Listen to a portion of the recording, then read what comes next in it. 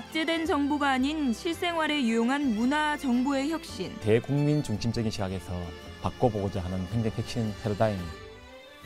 부처 간 협업을 통해 모든 국민의 문화재 접근성을 높이는 문화유산 3.0의 시대가 열렸습니다. 일반 국민은 물론 장애인, 노약자, 다문화 가정, 외국인들도 우리 문화유산을 쉽게 보고 듣고 즐길 수 있는 국민을 위한 맞춤형 문화유산 정보, 문화유산 3.0에 대해 알아봅니다.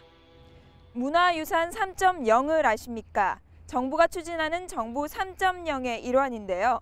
정부 1.0이 일방향적인 지시였다면 정부 2.0은 피드백이 가능한 양방향적인 소통이라고 할 수 있습니다.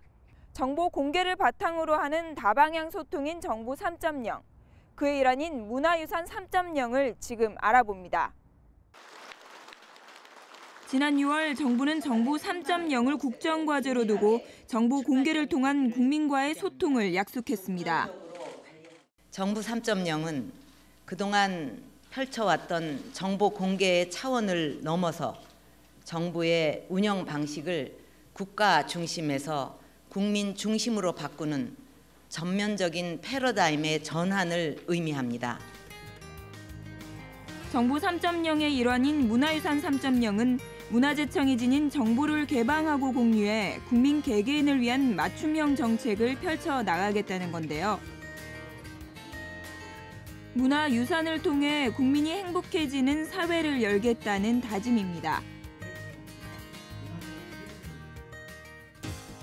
그 시작으로 지난 9월 문화재청 내에 문화유산 3.0 추진팀을 새롭게 신설해 바쁜 행보를 계속하고 있습니다. 저희가 지금까지 연구해왔던 많은 문화유산 정보들, 그리고 기록 도면들, 실측 자료들 이런 것들을 대국민에게 개방함으로써 국민들이 우리 문화유산을 더 쉽게 이해하고 더 잘 이해하고 향유할 수 있는 그런 기반을 갖춰가는 것들, 그런 내용들이 되겠습니다. 현재 문화재청에선 시민들의 문화재 접근성을 높이고 국민들의 편익을 위하는 40여 개의 다양한 사업들을 추진 중인데요. 그 성과가 곳곳에서 드러나고 있습니다. 경기도 화성의 한 건설 현장. 건물 설계 과정에서 건설사가 반드시 확인해야 할 사항이 있다는데요. 바로 문화재 규제 정보입니다. 이제 매장 문화재라고 하면 평상시에는 잘 드러나지 않다가 땅속에 묻힌 상태로 있게 되기 때문에 개발을 하는 과정에서 이런 것들이 드러나게 되죠. 실제로 제가 이제 이 동탄 사업지구에서 그 문화재 업무를 진행할 때 미처 파악되지 않은 묘들이 발견이 됐어요. 조선시대 묘들이. 정부는 문화유산의 보존을 위해 인근 지역의 건축을 엄격히 제한하고 있는데요. 예기치 않게 공사 과정에서 문화재가 발견되는 경우가 종종 있습니다. 서울 종로구 명륜동 성균관대 캠퍼스에서 통일신라시대 적실본이 처음으로 발견됐습니다. 이로 인해 공사가 지연되거나 설계 자체가 변경되는 경우가 많은데요.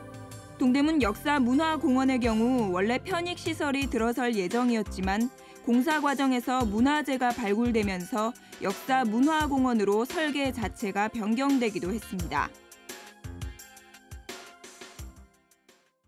동탄 지역 역시 잦은 문화재 발굴로 건설사들이 골머리를 앓고 있다는데요. 전체 사업지구 중에서 전반적으로 이렇게 유적들이 쭉 분포되어 있었는데 남쪽으로 오게 되면은 이제 조선시대에 또는 고려시대의 무덤 유적들이 많이 조사가 됩니다. 문화재 규제와 관련된 문의만 한 해에 수백 건. 이러한 불편을 줄이기 위해서 문화재청에서는 간단한 검색만으로 쉽게 문화재 규제 정보를 확인할 수 있는 문화재 공간 정보 서비스를 제공하고 있습니다. 문화재가 얼마 정도 분포하고 있고 그 문화재로 인해서 규제를 적용받는 지역이 어느 지역까지인지 이런 정보들을 과거에 찾아보기 굉장히 힘들었습니다. 근데 그 정보를 지도에서 볼 수 있게 한 거죠. 문화재청 팀의 강동성님. 그 공로를 인정받아 지난 11월엔 국토교통부에서 주최하는 스마트 국토 엑스포에서 대상을 수상하기도 했습니다. 최근 문화재청에서는 전국 10,000여 개의 문화재 정보를 한눈에 확인할 수 있는 내 손 안의 문화유산 해설사라는 스마트폰 어플리케이션을 개발했는데요. 직접 이 어플리케이션을 활용해 문화재를 둘러보도록 하겠습니다. KTV 앞에서 어플리케이션을 활용해 문화재 검색을 해봤습니다. 조선시대 성종의 묘인 선릉에 대한 위치 정보를 확인할 수 있었는데요. 이처럼 내 손 안에 문화유산 해설사 어플리케이션을 이용하면 반경 500m 이내의 문화재 정보와 전문적인 안내 해설까지 받을 수 있습니다. 문화재 현장과 콘텐츠를 동시에 즐길 수 있도록 전국의 모든 지정문화재 11,000여 개에 대해서 스마트폰 기반의 GPS 기능을 이용하여 음성 안내 서비스를 제공하고 있습니다.